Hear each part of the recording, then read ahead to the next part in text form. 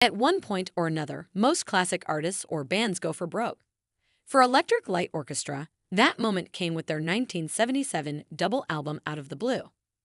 Jeff Lynne and company went for the gusto and nailed it on that record, starting with the brilliant opening track, Turn to Stone. What is the song about? How did Lynne rally from a case of writer's block to write this and the other smashes from that album? And what interesting little touch did ELO add to liven up the song? Here are the answers to those questions and more as we explore Turn to Stone. Blue Move. It wouldn't be accurate to say ELO was at a crossroads when they made Out of the Blue. They were actually coming off their greatest commercial success to that point with the 1976 album, A New World Record, which spawned 3 top 25 singles in the US, but Jeff Lynne, the band's songwriter and producer, felt they needed some kind of shakeup to keep things from getting stale. That's when he was challenged by one of the bigwigs at his record label to try a double album. Lynne quickly warmed to the idea. The only problem is he went into it without any songs in the hopper, meaning he'd have to write this massive project from scratch. When he settled into a chalet in the Swiss Alps to write, he found a stretch of depressing, rainy weather wasn't exactly conducive to the creative process.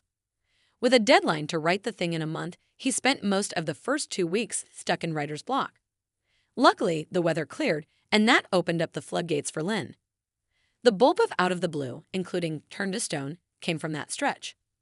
A clever turn. Lynne and his band recorded Out of the Blue in Munich in summer 1977. More than ever before in the band's history, he took control of many aspects of the recording to the point many core members of ELO were largely left out of the process. For Turn to Stone, which featured a rhythmic pulse that flirted ever so slightly with disco, Lynne decided on an unusual tactic to spice things up. As he explained in an interview with Rolling Stone, there's a part in the middle where I talk super fast. I just felt like it needed something simple in the middle of the song. I often used to put a funny little piece in a song just in case I get bored with it. I'd go, well, maybe this is going on too long. I'll think of something daft to put in there. That crazed, mostly a cappella section did indeed help Turn to Stone, which also features swirling strings and call-and-response vocals, stand out. It was the first single released off Out of the Blue, hitting No. 13 in the US, and it also kicked off the album as the lead track. What is the meaning of Turn to Stone?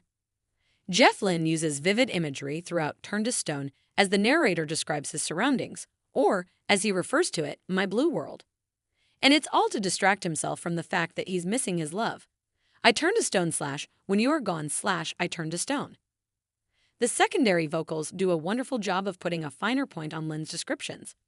For example, after he sings The Dying Embers of a Night, the response quickly comes, a fire that slowly fades till dawn. Through this malaise, he maintains hope this woman will return again to help him transcend it all. You will return again someday / to my blue world.